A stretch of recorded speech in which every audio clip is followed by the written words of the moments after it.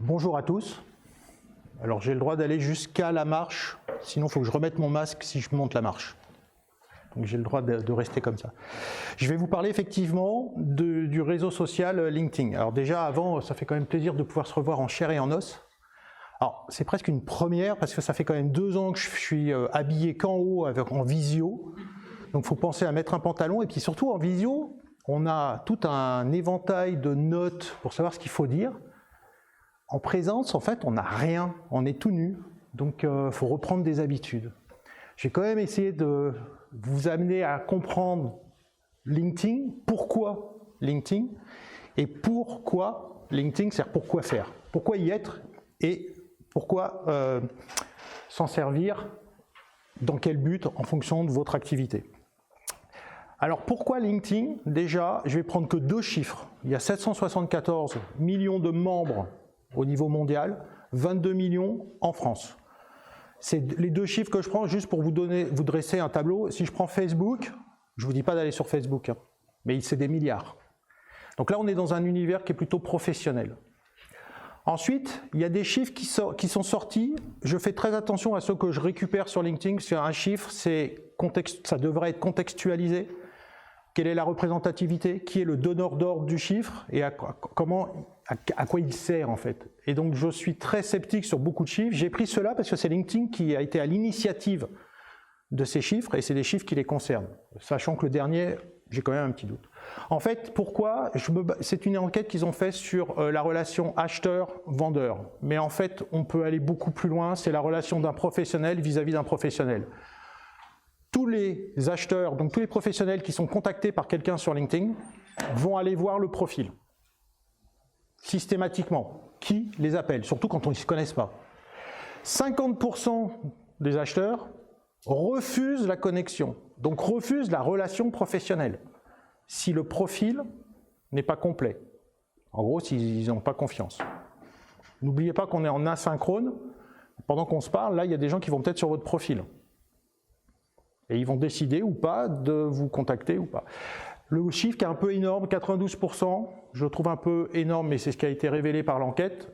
Des acheteurs B2B acceptent la relation si la personne qui les contacte a une dimension de leader d'opinion. En gros, ça veut dire quoi? C'est s'il va produire et partager du contenu qui va permettre à l'interlocuteur de mieux faire son job, c'est-à-dire de mieux évoluer quotidiennement. C'est-à-dire de ne pas lui vendre une solution, un service, un produit, de l'aider à mieux faire son job. Donc ça, c'est pourquoi LinkedIn, pourquoi vous? Parce qu'en fait, nos interlocuteurs aujourd'hui, de plus en plus, l'utilisent pour préparer un rendez-vous, et donc on n'a pas trop le choix. Alors après, pourquoi moi? Moi, je suis présent sur LinkedIn depuis 2006, actif depuis 2007, j'ai été vérifié. J'ai toujours été commercial, et donc j'ai utilisé LinkedIn pour faire mon job de commercial. Et aujourd'hui, je fais des conférences, du conseil, et j'aide les professionnels à maîtriser l'outil, justement pour pouvoir en tirer un bénéfice. Je ne suis absolument pas pour tout ce qui va être automatisation. Tous les messages que vous recevez, bonjour, j'ai vu votre profil, on a intérêt à se connecter ensemble.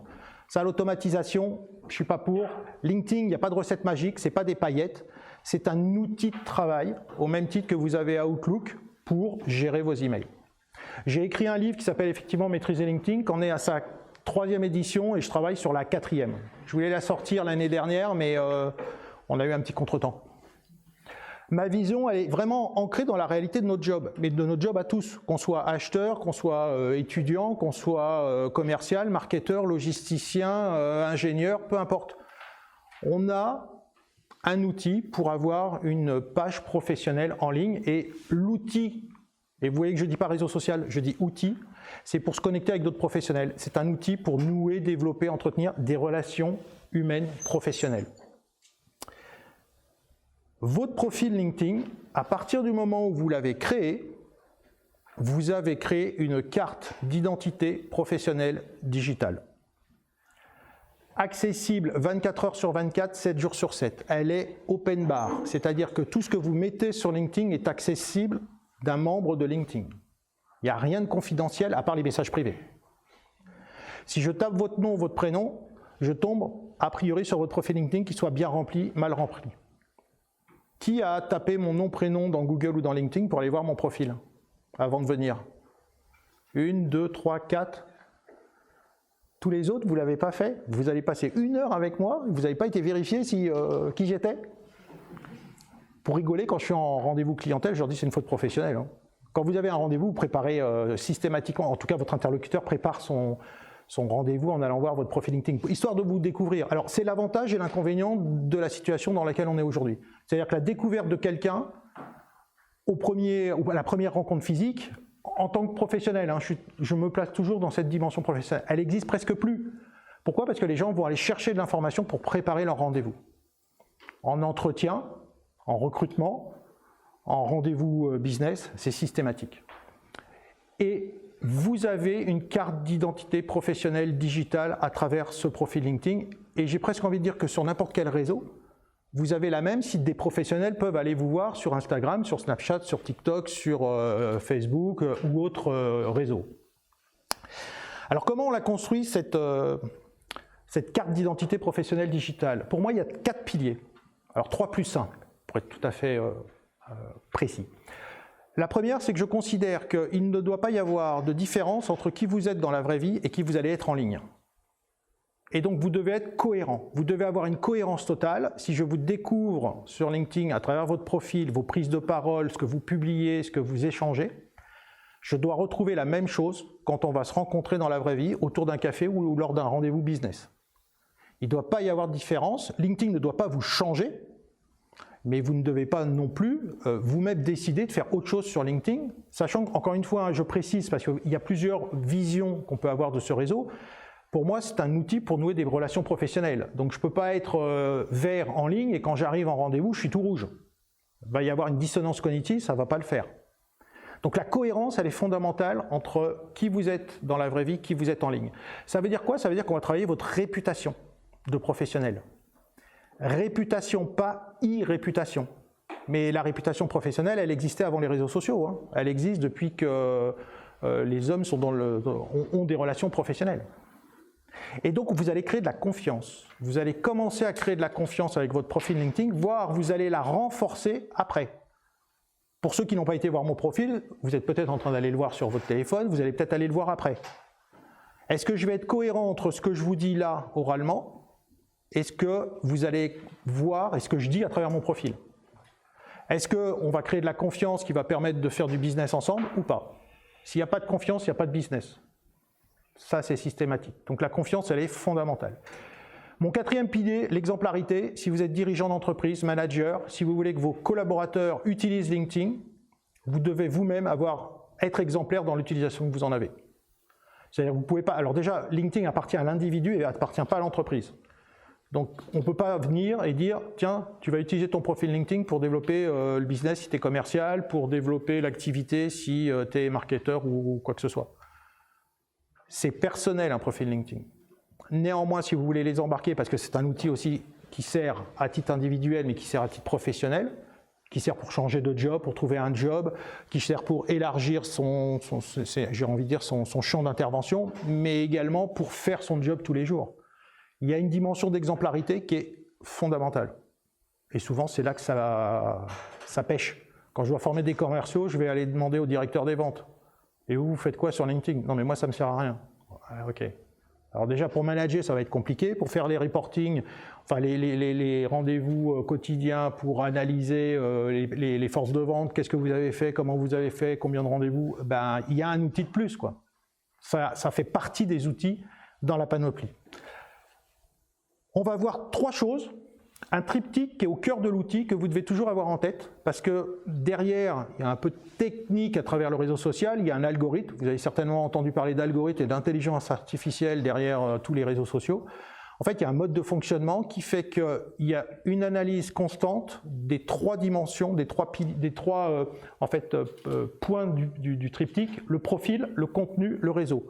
Le profil, c'est votre carte d'identité professionnelle digitale statique. C'est un peu le côté CV, on va dire. Le contenu, c'est votre prise de parole. Et là, on est dans de la dynamique dans l'usage de l'outil parce qu'on va échanger et interagir avec d'autres personnes. Et le réseau, c'est les fameuses personnes auprès de qui vous allez interagir. LinkedIn analyse constamment la cohérence de ce triptyque parce que quand vous prenez la parole, Le seul moyen qu'a LinkedIn de voir si vous êtes intéressant pour les personnes, pour votre réseau, c'est si elles interagissent sur vos contenus. C'est si elles vont liker, commenter, cliquer, partager, etc. Et donc c'est fondamental d'avoir un réseau qui correspond à votre ligne éditoriale. Alors on va tout balayer. Le profil, je vais vous le balayer à gauche, vous avez le profil dans l'ordre dans lequel il est structuré sur LinkedIn. Avant d'aller bille en tête, vous construire un profil, première chose à faire, c'est de poser vos objectifs professionnels, à court terme, à moyen terme, à long terme.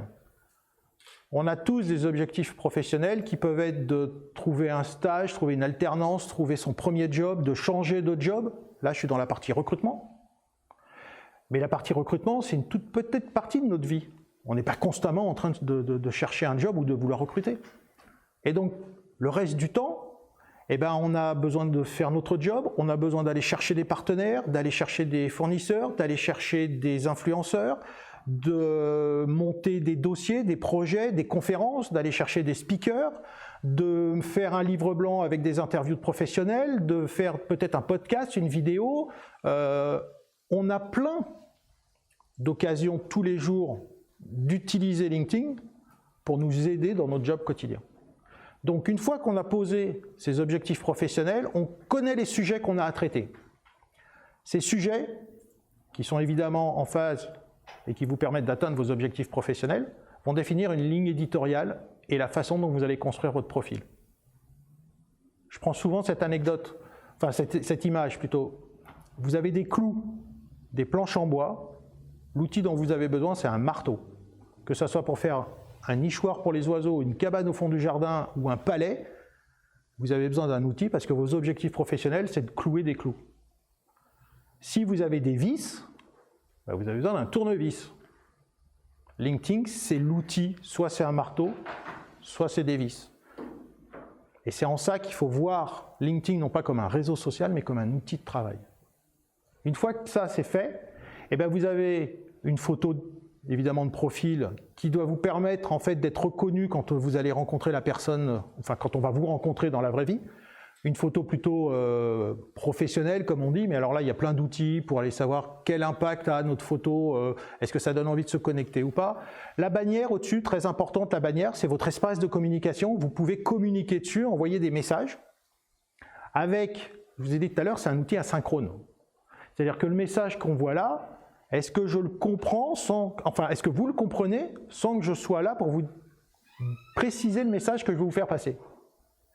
C'est un switch mental qu'il faut avoir quand vous construisez votre profil LinkedIn, c'est pas de dire quel message je veux faire passer, c'est quel message va être compris à travers le message que je veux faire passer. C'est pas évident, ça se travaille.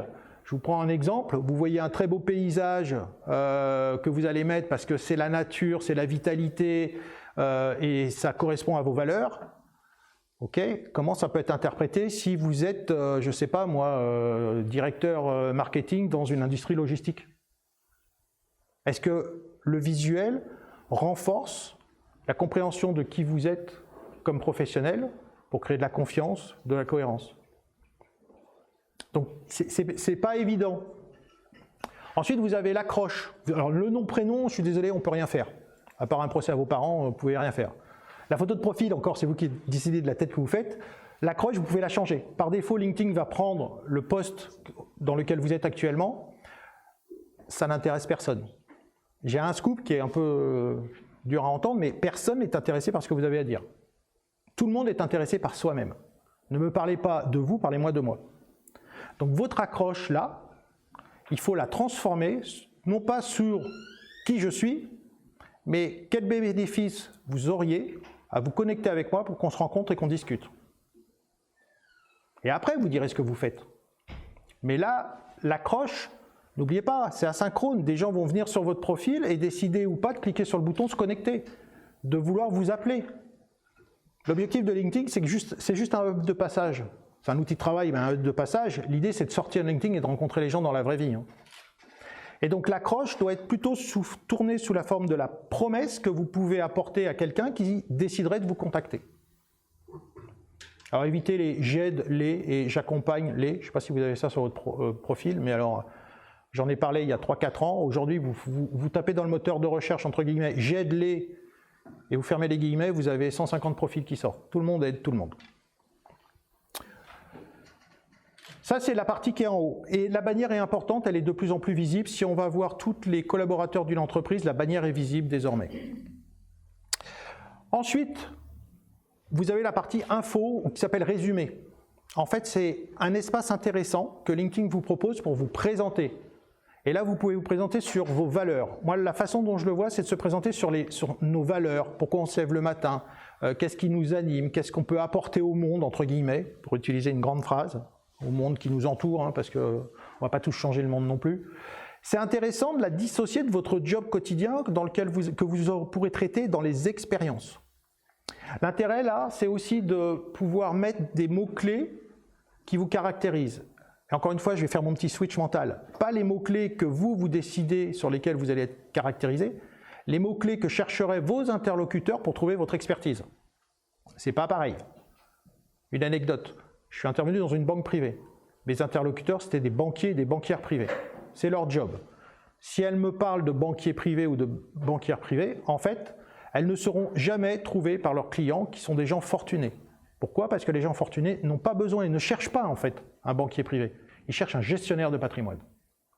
Donc le bon mot-clé, c'est gestionnaire de patrimoine, qui est ce qu'ils font tous les jours. Mais leur titre, c'est banquier privé. Et donc d'arriver à trouver les bons mots-clés vous permettra de ressortir dans le moteur de recherche LinkedIn quand les gens vont chercher non pas votre nom, votre prénom parce qu'ils ne vous connaissent pas encore, mais votre expertise. Le résumé, il y a de mémoire 2000 à 3000 caractères, vous n'êtes pas obligé de tout utiliser, mais l'intérêt d'utiliser la place, c'est que vous allez pouvoir répéter plusieurs fois les bons mots-clés. C'est une question d'occurrence, c'est un moteur de recherche aussi LinkedIn, hein, donc il marche comme ça. Ensuite, il y a une nouvelle fonctionnalité qui est sortie qui s'appelle sélection de contenu, qui a quand même quelques mois maintenant, qui vous permet d'aller sélectionner les contenus que vous voulez mettre en avant sur votre profil. C'est des contenus qui peuvent déjà exister sur LinkedIn, que vous avez publiés sous forme de publication ou d'articles, des contenus qui peuvent être sur une page entreprise. En tout cas, c'est des contenus qui sont sur LinkedIn que vous venez épingler sur votre profil. Et il y a des contenus externes que vous pouvez aller chercher. Articles de blog, vidéos, des images, des PDF, des documents. Et ça, c'est vous qui décidez et vous pouvez le faire évoluer en fonction de votre besoin du moment. On en voit à peu près 2,1 tiers. La grosse flèche, c'est parce qu'on peut scroller horizontalement pour aller voir les autres. Donc vous pouvez en mettre plusieurs, mais c'est les deux premiers qui sont importants. Mettez ceux qui ont du sens au moment où vous pouvez communiquer dessus. Encore une fois, c'est un espace de communication. Ces contenus, on ne les voit que quand on va, enfin, on les voit associés à votre profil que quand on va voir votre profil, que quand on visite votre profil. Ensuite, il y a la rubrique activité. Alors là, par contre, vous avez aucun moyen de le contrôler, c'est LinkedIn qui décide d'afficher votre dernière activité sur le réseau, sur les 90 derniers jours, c'est-à-dire sur les 3 derniers mois, entre des commentaires, des publications. Il ne met pas les likes. On reparlera du like, c'est une addiction, il faut arrêter de liker, ça ne sert à rien. Il faut commenter, il faut prendre la parole. Le like, je vais vous dire ce que c'est. Je rentre dans cette salle, je viens vous voir tous, je vous fais une tape sur l'épaule et je m'en vais. Génial, je vous ai liké. Pas sûr que la conférence elle se passe très très bien dans votre mémoire. Si je viens et que je commence à vous parler ou à répondre à vos questions, donc à faire des commentaires, là on va créer de la valeur. Évitons de perdre du temps sur LinkedIn et essayons de rentabiliser le temps qu'on passe sur LinkedIn. LinkedIn est un outil de conversation entre humains. C'est là où vous allez créer de la richesse pour vous, pour les autres, pour votre entreprise et à titre individuel. Donc l'activité, il y a les dernières qui remontent. Si vous n'êtes pas actif, bah, ça sera vu en plus. Vous avez ensuite la partie professionnelle. Vous allez vous mettre sur la page entreprise associée à votre entreprise et là, vous allez pouvoir être focus sur votre activité professionnelle. Responsabilité, mission, réalisation. On est d'accord, hein, tout ce qui est confidentiel et déontologique, on ne remet pas en cause. Hein. Donc vous êtes commercial, vous ne mettez pas le chiffre d'affaires que vous faites avec quel client. En revanche, le secteur d'activité, de quoi vous vous occupez, mais vous pouvez être sur votre expertise métier, sur vos missions, réalisations. Là, vous êtes, en fait, j'ai envie de dire, vous êtes sur votre CV pour décrocher un job, quoi. Un rendez-vous, pas un job, un rendez-vous au moins. Et pour décrocher peut-être un contrat avec des partenaires. ou avec un client. C'est pour ça que je fais cette distinction entre le résumé, la partie info dont je vous ai parlé tout à l'heure, et cette partie-là qui est expérience. Vous avez d'autres personnes qui vont vous dire que dans la partie info, ils vont être très focus sur leur expérience qu'ils apportent aux autres. En fait, il n'y a pas de bonne et de mauvaise méthode, hein. Il y a celle qui va vous correspondre. La seule vraie règle à suivre, c'est test and learn. Tout le reste, certains vont vous dire c'est ça qu'il faut faire parce que ça leur correspond, mais ça ne va pas vous correspondre à vous. Ce que vous allez faire ne va peut-être pas me convenir, ce que je vais faire ne va peut-être pas vous convenir. L'idée est de comprendre comment ça fonctionne, de vous donner le champ des possibles dans l'utilisation de LinkedIn, et après, c'est de faire votre propre expertise. On a vu le profil, maintenant on va passer au contenu. Le contenu, encore une fois, c'est votre prise de parole. Vous avez deux façons de faire. Publier, donc quand vous créez un post, j'appelle ça une publication, pour utiliser le mot français, ça va se retrouver dans le fil d'actualité. Vous allez pouvoir faire des articles, c'est un peu plus fouillé, vous avez un peu plus de possibilités de mise en page, c'est comme si vous teniez un blog au sein de LinkedIn. Donc ça, on va le mettre de côté, on va rester sur de la publication. Et vous avez certainement l'action qui a le plus de valeur sur LinkedIn, le commentaire. Quand vous publiez, vous vous adressez à votre audience, à votre réseau. On va voir juste après comment on construit son réseau. Mais quand je publie, LinkedIn décide de prendre une petite partie de mon réseau, de lui afficher mon contenu et de voir s'il y a de l'interaction. Le triptyque qui est analysé, profil, réseau, contenu.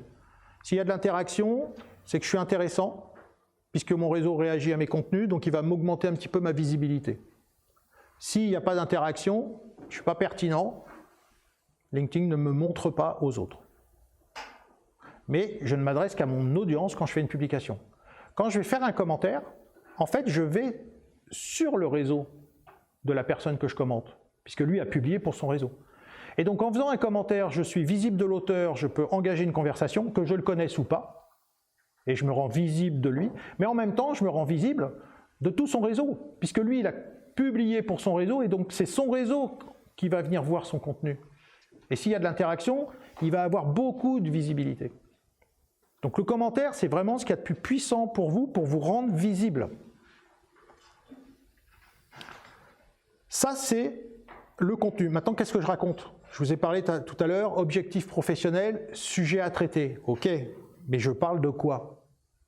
De par le fonctionnement de LinkedIn. Alors ça, c'est des chiffres qui sont les miens, qui n'ont aucune véracité scientifique ni rien. C'est une répartition que j'ai décidée parce que LinkedIn a un mode de fonctionnement, il ne prend qu'une petite partie de votre audience pour lui afficher vos contenus. Or, si vous voulez faire de LinkedIn un outil de travail et d'être identifié sur votre expertise pour qu'on vous appelle, vous devez majoritairement prendre la parole sur votre expertise. Sectorielle, marché, produit, métier, c'est votre expertise à vous en tant qu'individu. Je fais la distinction entre l'expertise entreprise et l'expertise individu. Sur LinkedIn, on n'est pas intéressé à ce que vous soyez des hommes ou des femmes sandwich, des porte-pancartes de l'entreprise 100% du temps. Ah, regardez mon produit, il est beau, regardez ma prestation, elle est belle, regardez, etc., etc. Non, ce qu'on veut, c'est comment vous allez aider votre interlocuteur à mieux faire son job.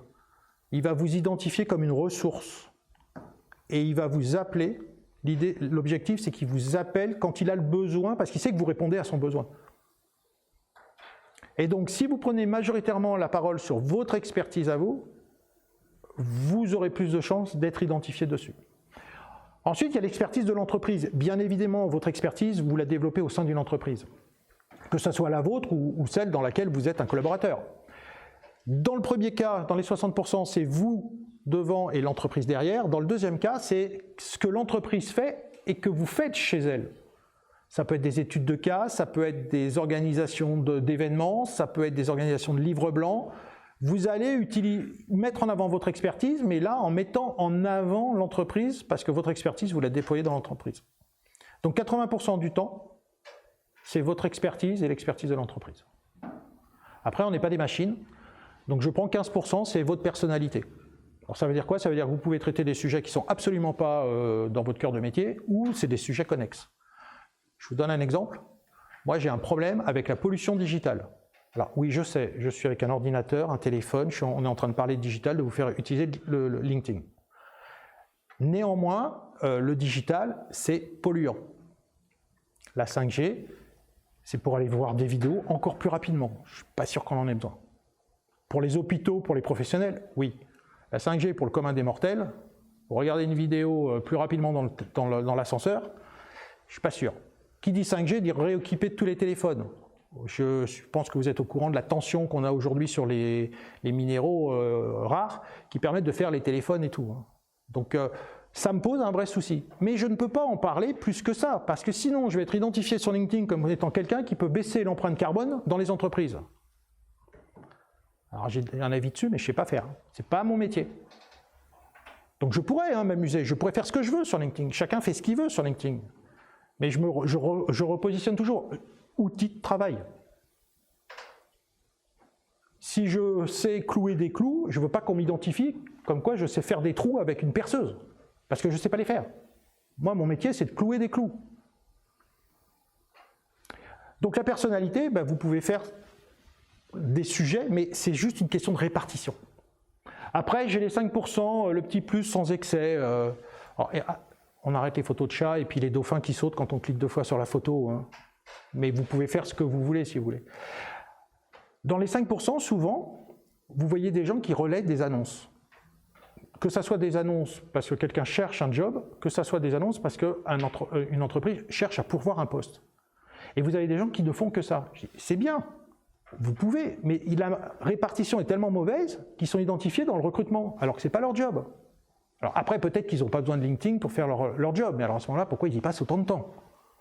Encore une fois, la vraie vie, elle n'est pas dans les réseaux sociaux. Il ne faut pas oublier que tous ces réseaux, LinkedIn, autant que les Facebook, Instagram, ils ont étudié, ils sont passés dans les mains d'un certain B.J. Fogg qui a créé la captologie.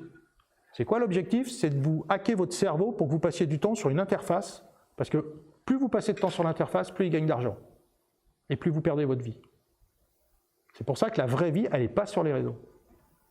Et il faut faire attention à comment ces gens-là savent nous faire perdre notre temps. Donc je repositionne vraiment cet outil comme un outil de travail. On arrive au réseau, 2 façons de pouvoir se mettre en relation avec un membre. Soit vous vous connectez, soit vous le suivez. Alors je vais vous montrer la différence entre les deux. Se connecter, ça veut dire que vous recevez une demande de connexion que vous acceptez, vous envoyez une demande de connexion qui est acceptée. À partir de ce moment-là, vous avez de façon réciproque accès l'un et l'autre aux données confidentielles du profil LinkedIn. Ce que j'appelle données confidentielles, c'est l'adresse email, c'est le numéro de téléphone, ça peut être votre adresse postale. C'est des données qui sont largement accessibles. Vous avez des gens dont le métier, entre guillemets, c'est d'avoir le maximum de contacts sur LinkedIn pour récupérer les adresses email et vous abonner d'office à une newsletter, voire à revendre vos adresses. Vous pouvez le masquer. Il y a des paramétrages qui permettent de masquer l'adresse email. Néanmoins, on va voir après avec qui on se connecte ou qui on suit, mais il faut comprendre ce qu'il y a derrière cette simple acceptation d'une connexion. Deuxièmement, vous rentrez dans son carnet de contact, il rentre dans le vôtre. Il ou elle rentre dans le vôtre. Ça veut dire quoi? Ça veut dire que votre carnet, si il est ouvert, votre nouveau copain, votre nouvelle copine, votre nouvel ami a accès à l'intégralité de vos contacts. Alors vous allez me dire, c'est quoi un contact sur LinkedIn? Quelqu'un que vous voyez à une conférence, on échange une carte de visite et on se connecte et puis on ne se parle pas, okay? Ou c'est quelqu'un avec qui on joue au golf tous les week-ends. Ça, chacun de nous sait la proximité qu'il a avec ses contacts. En face, l'interlocuteur va en déduire. Donc, et imaginez une connexion, enfin une proximité ou pas.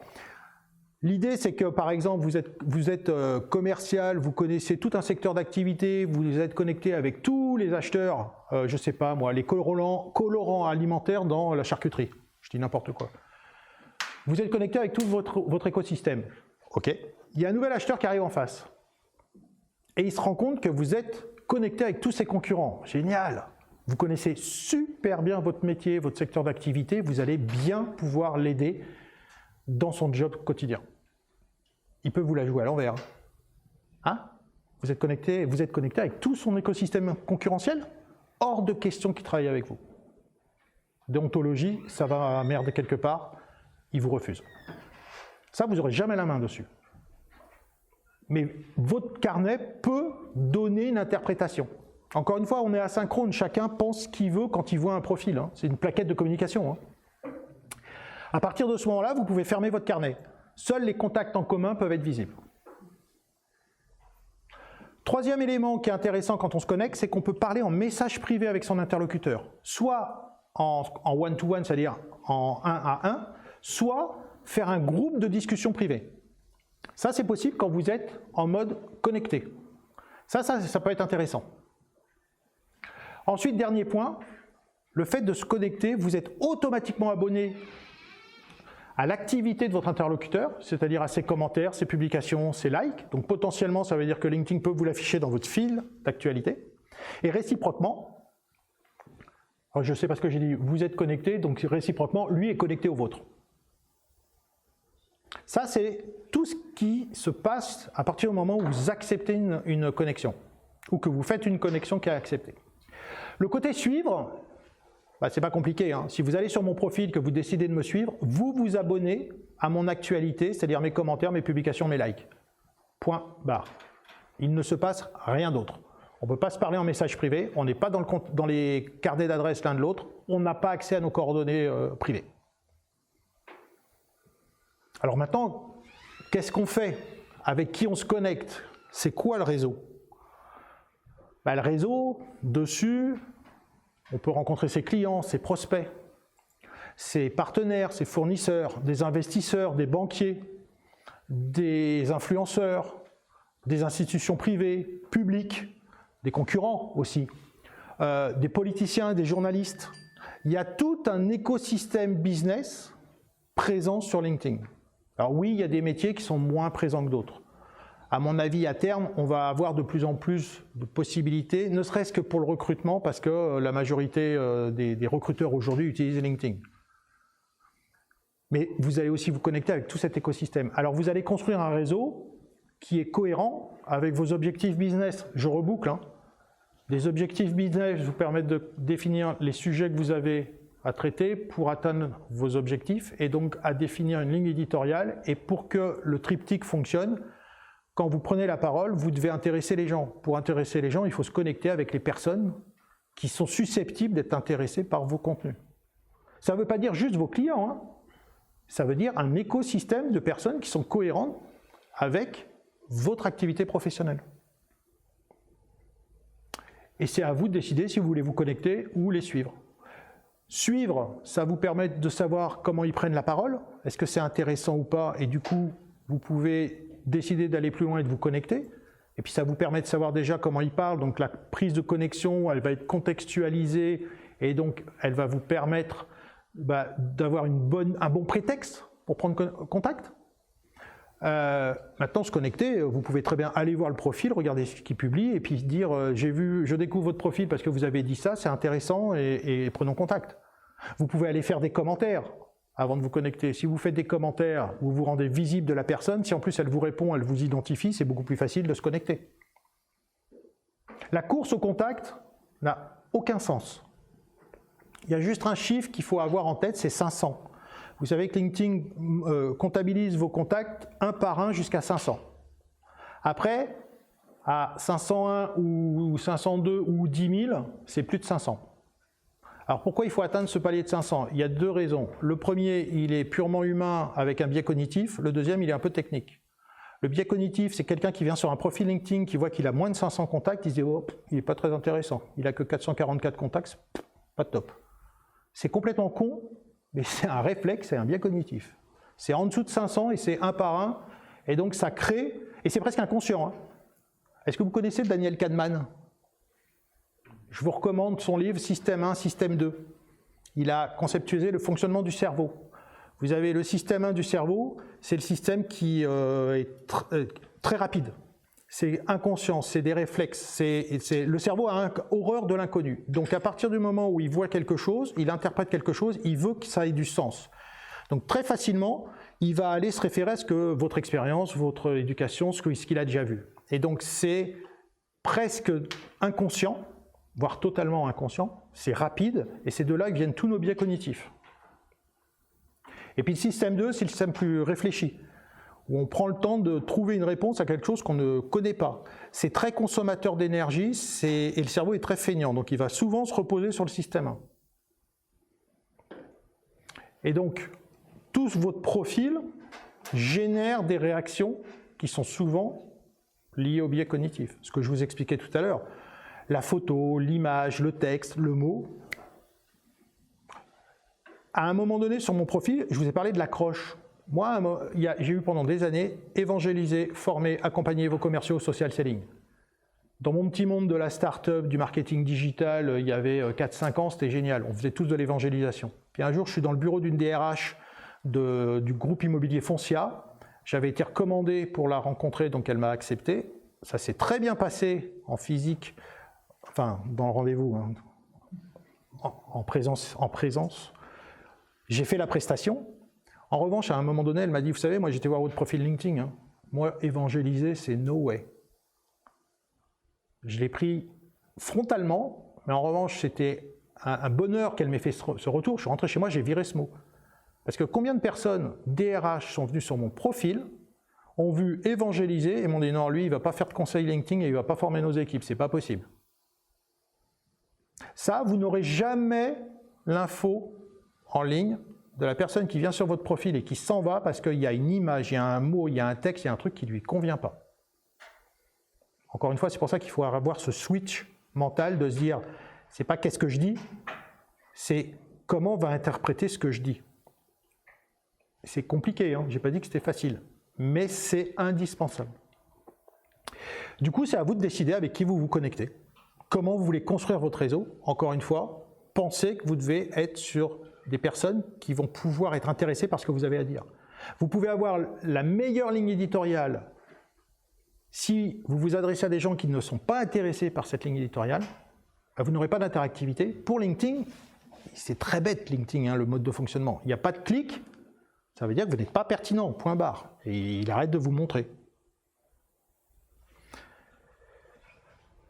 Du coup, je vous propose une petite feuille de route, c'est de remplir votre profil complet. Toutes les rubriques sont à remplir. De définir votre ligne éditoriale en fonction de vos objectifs professionnels et d'être un peu actif parce que sinon vous allez être stigmatisé par LinkedIn qui va dire que vous n'avez rien fait pendant les 90 derniers jours, c'est-à-dire pendant les 3 derniers mois. Globalement, ça veut dire que vous êtes présent sur LinkedIn parce que vous avez un profil, mais que vous n'existez pas sur LinkedIn parce que vous ne prenez pas la parole. C'est comme si vous alliez dans une salle de conférence et que vous ne prenez pas la parole, vous restez le long du mur, vous regardez tout le monde. Ça ne va pas favoriser la conversation. Et puis, construire votre réseau. Donc le développer, le reconstruire ou le réorienter. Parfois, j'ai des clients avec qui je leur dis vous avez tellement changé de voie que l'inertie de votre ancien réseau, parce que vous avez changé de ligne éditoriale avec votre nouvelle voie, fait que l'inertie de votre ancien réseau ne va pas comprendre pourquoi vous parlez d'un nouveau sujet et ne va pas réagir. Et le nouveau que vous êtes en train de construire n'aura pas assez de poids pour vous créer de la visibilité, de la dynamique en étant dans l'interaction. Du coup, il faut virer tout le monde. Ce n'est pas un jugement de valeur, hein, c'est juste un outil de travail, c'est juste qu'il faut refaire son carnet d'adresses.